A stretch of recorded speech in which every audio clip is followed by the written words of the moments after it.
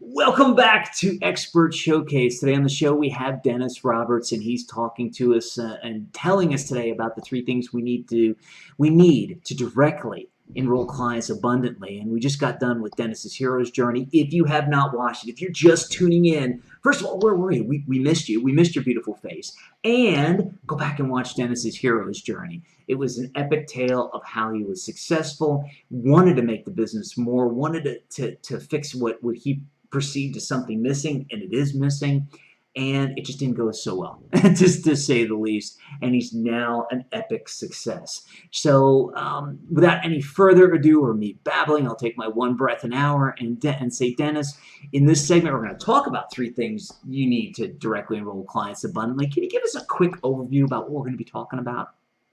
Sure. Number one is that sales and marketing traditionally is an off-the-peg service. One size fits all. People may actually tailor that to adapt it, but the problems are they're built on frameworks and platforms that are all designed to make a sale. So even if you play around with putting parts of it in your own words, the fundamental structure is still there, and it doesn't solve the problem of people feeling they're being sold to. So that's number one. Number two, the primary objective of traditional marketing and sales is to make that sale. So that's put first and foremost ahead of anything that the client's looking for or service to the client. So the change that's needed is to put the client first. And when you put the client first, enrollment follows quite naturally if the match is the right one. Right. And the third bit was to develop this, what I've called is the paradigm, which is the new model, which moves from scarcity to abundance. Epic. So this is, as you can all tell by Dennis's quick overview, this is going to be an epic piece of expert showcase for expert focus. The three exact things we're going to talk about is how to identify your precise niche, putting the clients first, and learning to apply this new paradigm. So Dennis, let's dive right in. When you say identify your precise niche, give us a little more. Tell us what you're talking about here. Okay, each of us have a true gift. It's really, really important to get a handle on what that is. We get our true gift from what we love doing most. But where a coach comes in is that for many of us, we actually need to have a conversation to identify what that gift is. We may not recognize it for ourselves. When you have identified your true gift, the next thing you need to identify is where that gift has most impact on a client's key challenge. So you're identifying the key challenge on which you can have life-changing impact. Anything less than that, and you're not giving the very best possible service. So when you put the two together, they actually identify with laser sharp precision what your niche is. One side of that niche is the challenge. The other side of that niche is the unique gift you bring to bear to address that challenge and facilitate the necessary change.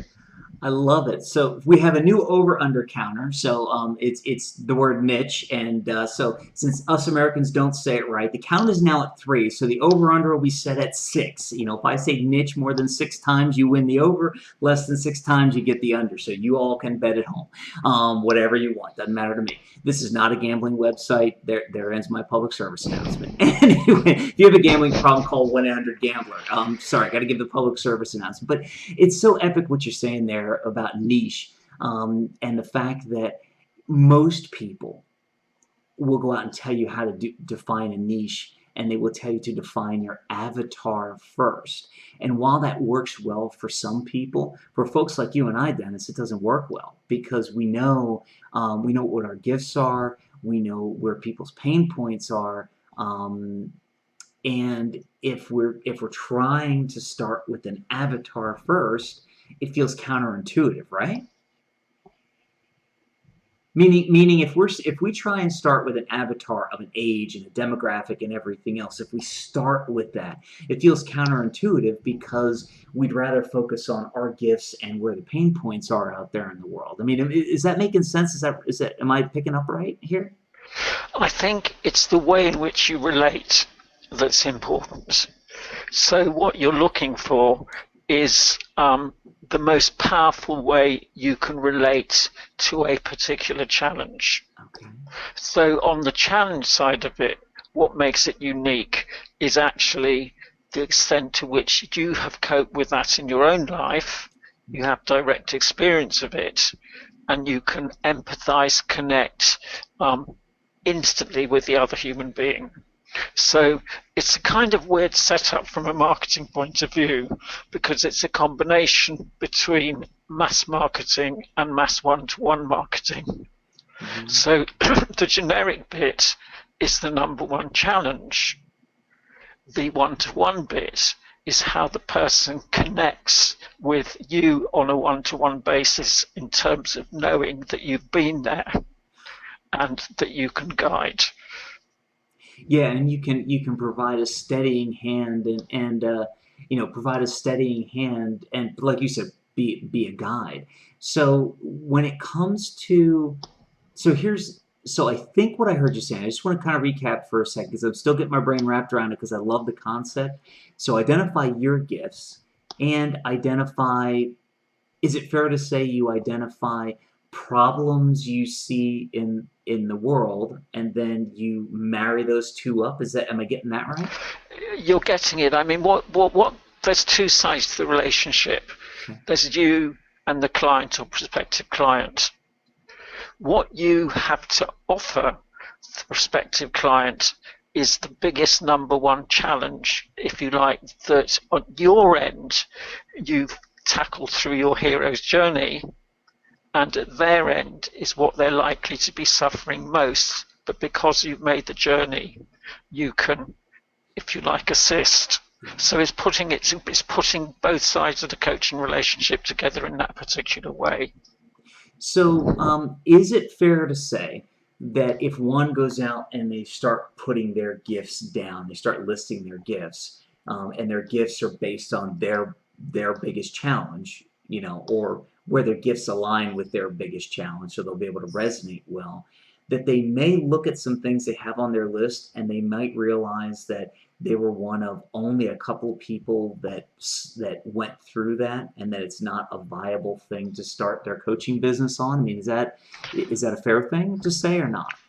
I think that when you take the mass marketing and the one-to-one element, is that it's operating at such a deep level that the person can instantly engage if you're the right person and if it's relevant.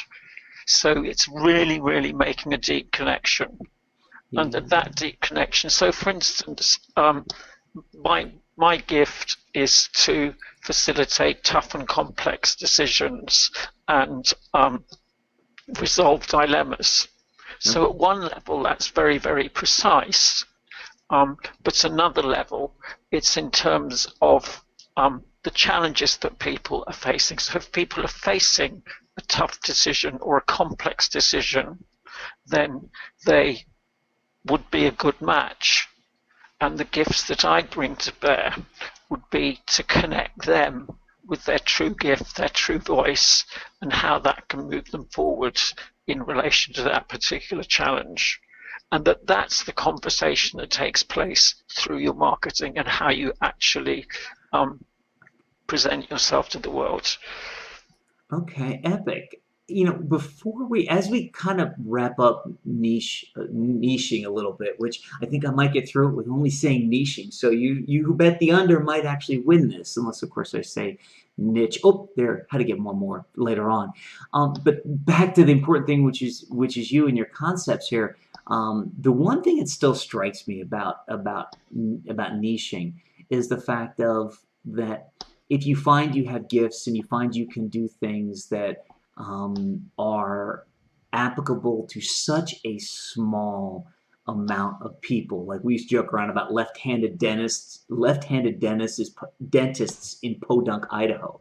If that is your gift, if your gift aligns with that, then you might not be able to make a business out of it. And I guess that's part of where I'm just trying to get. A final quick question.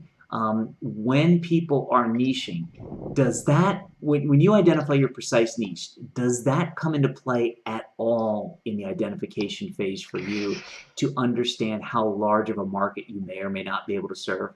Yeah. What defines the largeness of the market is the core challenge. What defines the niche is the one-to-one element that a person will pick up on in terms of working with you. So Okay. in terms Yep. of ideal customers, you've moved beyond an ideal customer. You've moved to the point of a unique relationship with someone. So that's the way in which you structure your value proposition, and that's how you go out into the world. And you'll find that there are plenty of people who can identify with the core challenge, but in terms of finding you as someone who is the right person for them, that becomes self-selecting. Yep, I get it now. So it's at a higher level. So by the time you get to niching, you've already identified the core problem, and during that phase, of course, you have to figure out if you have a problem that's big enough to sustain your particular lifestyle or your particular business wherever you want to take it. I mean, some people might just want to have a small business, so they might need a couple of clients. Others might want to have a large multinational company, and so anyway, I've got it. I will babble on forever. This is such an epically interesting topic, but we've got to get to putting the client first. That sounds very simple. Put the client first. Tell us a little bit more about this. Okay. Well, we're in contrast, we're familiar with traditional sales and marketing, which is all about manipulating a sale, which is, getting to impulse buying, getting to enticement, all the various things which put the sale before the person. Putting the person first is actually the conversation which discovers whether there's sufficient of a match between the impact of your true gift on their number one challenge for it to be a viable relationship. And that also involves taking as much time as it takes to get to that point. And the relationship starts out as a coaching relationship from day one. So you've shifted from the sales and marketing model to the coaching one. And so that relationship's consistent with the coaching practice, whereas sales and marketing isn't. So it would sound to me that it makes it much easier for someone to flow from a prospect to a client if you've been coaching them the whole time, right? Yes, I mean, it makes the transition into a sale seamless because they've got to know you as a coach. You've moved them forward as a coach. The human relationships there. And unlike sales, unlike traditional sales, the only important outcome is that the match is strong enough. And if it's not, you're not attached to any outcomes and you let it go in the knowledge that the client will find someone with a closer match and you're leaving space in your practice for someone where there'll be a stronger match. So that's where abundance comes in and it all evens out. Yeah, definitely. Now, have you ever had a client who's gone through having that aha moment where they started off trying to sell everybody, just telling them about their services, and they flipped over to just basically talking to people and getting to know them first and really being energized about the client and their business and everything? And if so, what were the results? Well, it's quite interesting. I mean, I have a current client who, on the one hand, is a super salesman, and on the other hand, sees the value of moving into the new way of doing things. So if you like, he's in transition. And we were having a conversation earlier today, which was around basically allow that transition to occur naturally. You're in transition and you don't need to make any radical changes. Just treat it as part of the flow and don't don't beat yourself up in terms of the old framework. Well, as they say, force negates, right, Dennis? Force negates, and a lot of times when we're pushing, what that means is a lot of times when we're pushing in a certain direction, trying to force something to happen, we get a lot of pushback from whether it's the universe, God, whatever higher power, or whatever you believe that's greater than yourself will give you that pushback because you're not in the flow and not going with the flow, right? And at the same time, recognizing that transitions are involved. So it's not 1 minute you're one thing and 1 minute you're the next, but that you're actually on a journey. And the important thing is to make sort of baby steps in a direction which serves. Yeah, exactly. I mean, it's not. I mean, look at 100. You look at somebody who runs a 100-yard dash. I mean, when they cross the finish line, they don't just stop abruptly because they're moving very, very quickly. Especially if like you're Usain Bolt, you're going very, very quickly, and you can't just stop, or you would hurt yourself. So I don't understand. I think. Well, let me ask you this: do you find a lot of people don't understand why they can't just switch like that? I think where the issues occur is at the level of expectation.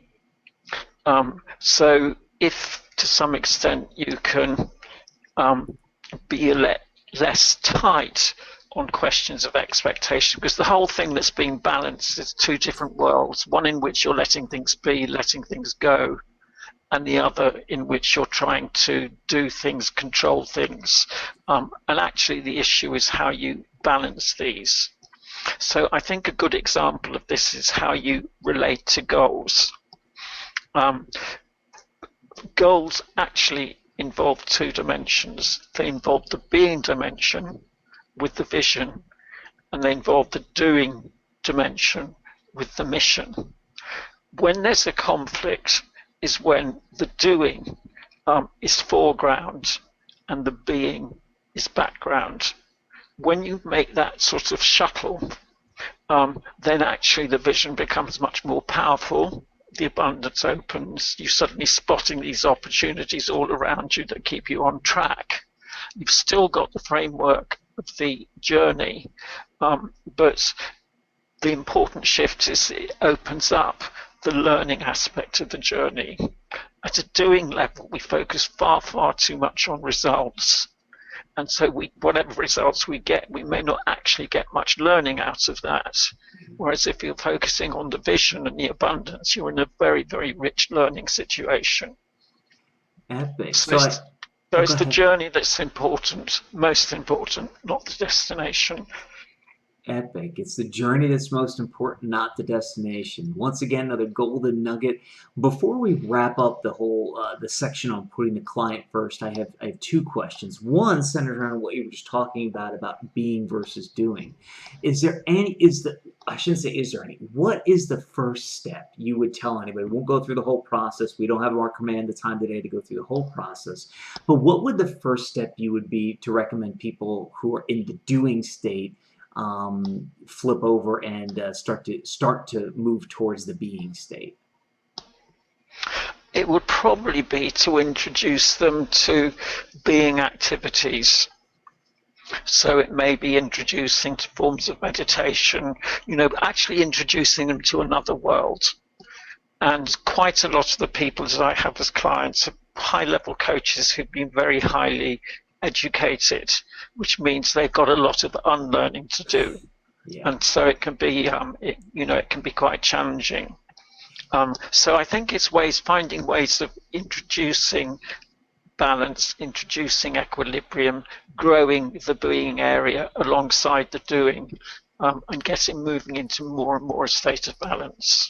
Epic. Because what the being does is it puts the person in touch with their experience, it puts the person in touch with their feelings, it puts the person in touch with their soul, and it puts the person in touch with their energy. And that's an epic place to be. And the final, that really is, and I could say so much more about it. I'm just cutting myself off because we could have a whole nother show all around this. But I want to wrap up putting the client first because I'm sure our audience would love to know when it comes to putting the client first. while this sounds like it all makes common sense, if somebody looks at themselves after our discussion, realizes they might not be putting the client first, what's one initial step you can give them that they could take away and do today to start moving in the direction of putting the client first? I think probably the most important thing is letting go of any particular outcomes, so that when you're meeting with someone, you don't have your sights set on a sale. You have your sights set on where can I be of greatest service. That's the question, that's the key question. And if you stick to that as your key question, the rest will take care of itself. Wow, couldn't have said any better myself. That is epic, and that leads us into applying the new paradigm. Now, when you talk about applying the new paradigm, let's give the folks a quick overview of what the new paradigm is and what it's all about, and then let's dig a little bit deeper. Okay, I'd like to respond to this firstly in terms of principles, then in terms of practice. Okay. So for principles, the easiest way for me to describe this is as an analogy. In the UK, we have something called bespoke products and services, and that's similar to 100% individualized. So what provides a very, very good example is the manufacturer of handmade shoes. So this has two elements to it. It has the service side and it has the production side. On the service side, the skill of the consultant rather than salesperson is to get to precisely what the person is looking for, so they can design exactly what it is that they're looking for. And then on the production side, what happens is, I don't know whether you're familiar with something called a shoe last. Does that mean anything to you? No, it doesn't. Okay, what a shoe last is it's a profile of each individual foot, which is made in wood. So each shoe is different for each foot, so it's down to that level of detail. Then the last is used to manufacture the shoe around, to hand stitch the shoe around it. Okay. So where this provides an analogy with coaching is that the only way to deliver coaching, in my opinion, is through 100% personalized one-on-one services, which brings it all together. So if we come to the service side of that, then that's all about actually finding out what it is, finding out what it is that the client's looking for. And on the production side, the equivalent of that is designing the program. So the service is getting to what's being looked for. The program is translating it into a program. So again, it's kind of being and doing to some extent. Yeah, so it sounds like it's fully, I mean, to me it sounds like it's a fully customizable, you offer and you suggest a fully customizable experience that is unique to each coach-client relationship. No, I'd go further than that. I mean, if you look at the different models, you have off the peg, which is like sales and marketing, or going into a shop and buying something. You have tailored, which is the equivalent of what you call customizable. And you have bespoke, which is 100% handmade from the very beginning. So there's a slight difference between the two. Yeah, I see. And by the way, I want to provide a little English to English translation. Off the peg, folks, means off the rack here in the United States. It was funny when I heard you say off the peg. I'm like, I think I know what that means, but I want to wait until he describes it a second time. So yeah, but no, it's okay. I had a very interesting conversation with somebody. We'll have to talk about. We'll definitely not talk about this on air because of what they accidentally said. But I guess there's a saying in the UK that's very respectful, and that same saying here in the United States is a racial slur. It was kind of very interesting. So I said, by the way, you might want to say this. So I always love when things like that happen. Anyway, back to the important thing. So you take it and I don't mean to diminish it when I say customize. So you take it down. I think we're actually talking about the same thing. I mean, it's maybe a better way to put it is individualized experience, so that it's a unique experience. Each client-coach relationship becomes a unique experience in the end for the client, and sometimes for the coach. I would Uh, think for the coach as well, right? Absolutely for both. And this is what you've been striving for, which runs all the way through from where the match is between your true gift and where it'll have greatest impact. This runs through the whole system, process, practice. Yeah, and it would seem to me that if you started with your gifts and your challenges that you went through, it's not only easier to do a completely individualized, but it's almost the only way you can do a completely individualized program and not pull your hair out. And here's what I mean. People who are hearing this, coaches who are watching this might be scared and go, how the heck am I going to create an individualized experience for every one of my clients? And it's like, well, if you just went to coaching school, if you only went to coaching school and aren't implementing your life, you're going to find it very tough because you're going to be doing a lot of work. However, if you're using your life and your experiences and your gifts, you're going to find it, I would think anyway, and Dennis, please chime in here, I would think you'd find it much easier and almost effortless because everything's already inside of you. And if you're coaching in Okay. abundance, go ahead. Right, the way that I'd respond to this is, number one, we're a coaching practice who coach coaches. A critical part of the process is for the coachee to experience the program. So they've been through it for themselves. So then they know how to apply it with their clients. So that's, if you like, is the set of relationships. So it's a kind of chain reaction in terms of the coaching practice. They have an experience of someone getting to their true gift and where it's the greatest impact. They learn how to do it with their clients. So it's a bit similar to the kind of psychotherapy stroke supervision model, but it's also different. Right. So let me ask you this: as we got a couple minutes left in the show today, and as we're winding down, when we're talking about applying the new paradigm and everything else, how does this allow you to attract your ideal client abundantly? And I'm going to just say one real quick thing to follow up, because when I think of attracting abundantly, I figure, okay, I'm going to go out and do what I do best, and I'm going to do right by people, and the result is I'm going to get my ideal client, and it's going to be easier than most other methods of getting my ideal client. Okay, so this is where the link with marketing comes in. The marketing piece is a combination of software, virtual organization, whatever that gets the message out there and mass communicates. Whereas the personal piece is when the virtual organization delivers the people face to face with one another. So it is actually a combination. Marketing's still there, but the messaging's completely different. And it's the enrollment process where all the key changes happen. So that's why there's such a strong focus on enrollment. Epic. And in the end, I think what I'm hearing is this. One of the areas that this all helps to kind of make easier and more seamless and put you in the flow is I'll say two things. One, getting ideal clients to come to you because your ideal message is out there. So the right people are going to resonate with it, so that when the right people resonate with it and they're in front of you and you be your true and authentic self and you coach them from day one, even when it's not a paid relationship, maybe from day one, it's going to make it much more seamless to enroll them into your programs and into your packages and everything. Do I got that right, or did I miss something?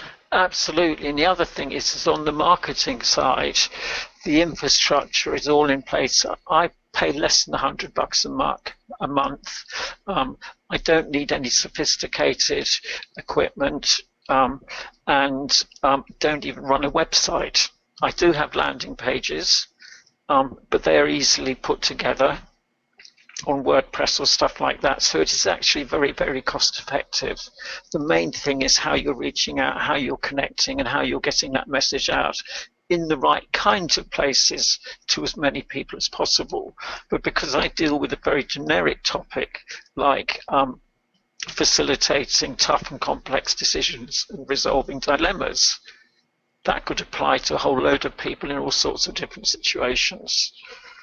Yep, exactly. Well, Dennis, it's been epic having you on the show today, folks. We've been talking today on Expert Showcase with Denis Roberts during the first half of the show. If you haven't watched it, you got to go back and watch Denis's hero's journey to understand why he's the one you need to reach out and talk to when it comes to enrolling clients abundantly, because you understand the challenges he went through, and why he's the success he is today. And then in this segment, we talked about identifying your precise niche, putting the client first, and applying a new paradigm.